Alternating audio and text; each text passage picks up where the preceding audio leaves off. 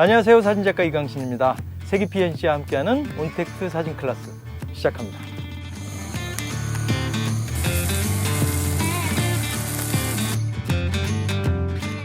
자, 오늘은 야외편으로 제가 캠핑장에 나와 있습니다. 캠핑하기 딱 좋은 지금 시간과 날씨입니다. 일단 오늘 렌즈와 장비들 먼저 설명을 하고 시작을 해볼까 하는데요. 카메라는 소니 카메라의 렌즈를 먼저 설명을 드릴게요. 렌즈는 지금 다 시그마 렌즈들로 구성이 되어 있고 50mm 렌즈 하나, 그리고 85mm 렌즈 하나, 105mm 마크로 렌즈죠. 마크로 렌즈는 접사를 촬영할 수 있게 해주는 렌즈고, 지금 35mm 렌즈 이렇게 있는데, 이 네 가지 렌즈에 공통점이 하나 있습니다. 굉장히 밝은 조리개를 가지고 있는 렌즈가 되는 것이죠. 이 렌즈별 특성을 설명을 드리자면은, 일단 먼저 50mm와 85mm 두 가지는 두 렌즈 다 1.4 렌즈이기 때문에 조리개 수치가 낮다는 거는 여러분들이 좋아하시는 아웃포커싱을 잘 시킬 수 있는 그런 능력이 있는 렌즈라는 거죠.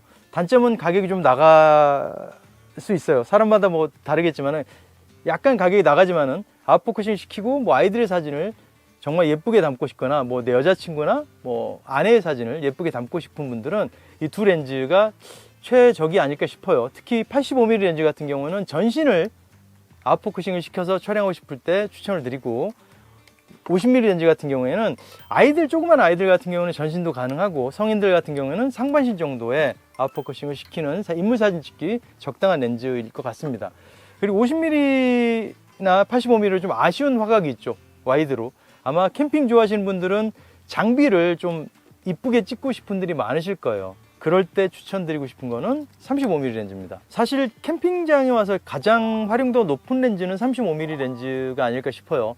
광각과 뭐 인물 사진들 그런 걸 모두 커버할 수 있는 화각대가 아닐까 싶은데, 전체적인 모습을 담고 싶을 때 28mm 정도나 24mm 정도의 광각 렌즈는 왜곡이 많이 생겨서 후보종으로 잡지 않는 이상 조금 곤란한 사진이 나올 수도 있기 때문에, 그럴 때 35mm를 활용하시면 아주 감성적이고 이쁜 사진을 담아낼 수가 있죠. 특히 이 렌즈 같은 경우에는 조리개가 2.0부터 시작을 해서 뒷 배경을 자연스럽고 예쁘게 날릴 수가 있는 그런 렌즈가 되는 것이죠. 이 렌즈 그리고 다른 렌즈들 어떻게 촬영이 되는지 저와 함께 보실까요? 자, 지금 제 앞에 요리들이 있어요. 밀푀유 나베랑 떡볶이 그리고 스테이크가 있는데, 음식 사진들에 대한 얘기보다 전체적으로 캠핑 사진에 대한 포괄적인 얘기를 한번 해볼까 합니다. 캠핑 사진 그리고 음식 사진 찍을 때 가장 좋은 시간대는 언제일까요? 개와 늑대의 시간이라고 그러죠. 개늑시라고도 하고 골든 아워라고도 합니다. 바로 해가 지기 직전, 그리고 해가 진 직후, 아마 지금 6시 반 이 정도 타이밍 같습니다. 지금 9월 달에는 물론 계절별로 시간은 바뀌겠지만은 해가 지기 직전의 시간을 골든 아워라고 합니다. 그때 사진 찍으시면은 정말로 추악한 상황 아니면 대충 이뻐 보이게 나옵니다. 왜 그 시간대에 사진 이쁘게 나오냐? 사진은 빛이라고들 다 알고 계실 거예요. 그 시간대가 빛이 좋기도 하지만 가장 그림자가 예쁘게 나오는 시간이기 때문에 그래요. 그림자가 길어진 시간이죠. 그림자가 길어지면서 음식 사진들 역시도 아주 입체감도 있고 맛깔스럽게 표현이 되는 시간이기 때문이죠. 그리고 그 시간대가 딱 저녁 먹을 시간이기도 합니다. 자, 음식 사진에 대해 그럼 얘기를 다시 한번 해볼까요? 자, 이렇게 세 종류의 음식이 있습니다. 어떻게 찍는 게 가장 맛있어 보이게 찍을 수 있을까요? 지금 사실 제 앞에 있는 떡볶이는 약간 실패한 거긴 하지만은, 그럼에도 불구하고 맛있게 찍으려면 어떻게 해야 되느냐? 사실 캠핑장에 와서 우리가 정확한 레시피대로 음식을 맛있게 만들긴 쉽지 않죠. 그럴 때 실패한 음식도 되살릴 수 있는 소생법은 안 이쁜 걸 빼고 찍는 겁니다. 이쁜 부분만 찍어주세요. 그러면은 눈에 보이는 거는 이쁜 부분만 나오기 때문에 아주 맛있고 먹음직스럽게 찍힐 수밖에 없는 것이죠. 자, 이렇게 입다 쳤을 때 나는 이 부분만 찍었으면, 이 부분 실패하지 않았어, 괜찮아, 그럴 때는 이 부분만 이렇게 찍어주시면 되는 거죠.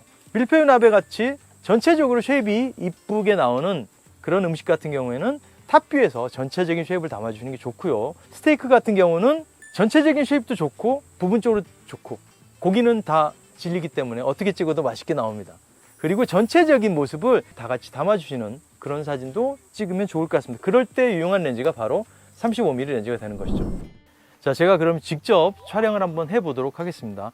이 밀푀유 나베 같은 경우에 켜켜이 되어 있는 이 텍스처를 좀 살려주는 게 좋을 것 같아서 이런 식으로 이렇게 찍어보도록 할게요. 그리고 미러리스 카메라를 쓰시는 분들도 대부분 이렇게 촬영하시는데, 이렇게보다는 눈에 대고 찍으시는 게 안 흔들리는 사진을 찍을 수 있는 좋은 팁 중에 하나가 될 수 있습니다. 자, 위에서도 한번 찍어보고 다양한 앵글로 촬영을 해볼게요. 가깝게도. 자, 떡볶이는 좀 실패했기 때문에 예쁜 부분만 찍어보도록 할게요. 제가 좋아하는 스테이크 정성을 들여 찍어보도록 하겠습니다.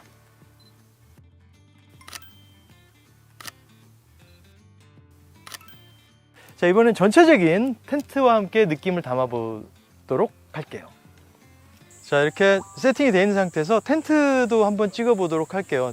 텐트 같은 경우에 이렇게 풀로 다 잡아주셔도 좋지만은 사이드 부분에 좀 안 좋고 예쁘지 않은 것들이 있을 때 그거를 과감히 빼고 이쁜 부분만 잡아주시는 것도 좋은 방법이 될 수 있습니다.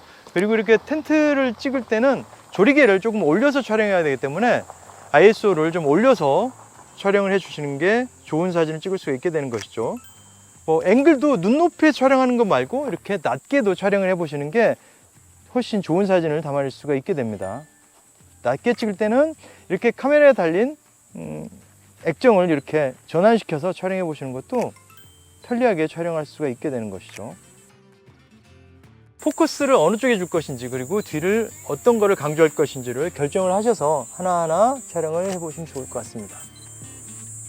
자, 지금까지 야외에서 촬영을 하는 법에 대해서 얘기를 해봤습니다. 간단히 정리를 하자면은 이렇게 캠핑장에서 촬영을 할 때는 인물용으로는 85mm나 50mm 렌즈를 사용하시는 게 좋고 전체적인 이야기를 담아내고 주력으로 사용하실 거 한 개를 선택하신다면은 저 같은 경우는 35mm를 추천을 드리고 있습니다. 그리고 야경을 촬영하실 때 꼭 삼각대를 휴대를 하시고 촬영을 하시면 될 것 같습니다. 장노출로 촬영하실 경우도 많이 있을 거예요. 그럴 때도 인내심을 가지고 꿋꿋하게 버티면서 촬영을 해보시면 좋은 사진을 건져낼 수 있을 겁니다. 사진은 어찌 보면 기다림의 미학일 수 있으니까요. 당장 내 사진이 마음에 안 든다고 포기하지 마시고 계속해서 도전하고 노력해서 좋은 결과물을 얻어내실 수 있는 그날을 기대해 보겠습니다. 지금까지 사진작가 이강신이었고요. 다음에 또 좋은 기회로 만날 수 있었으면 좋겠습니다.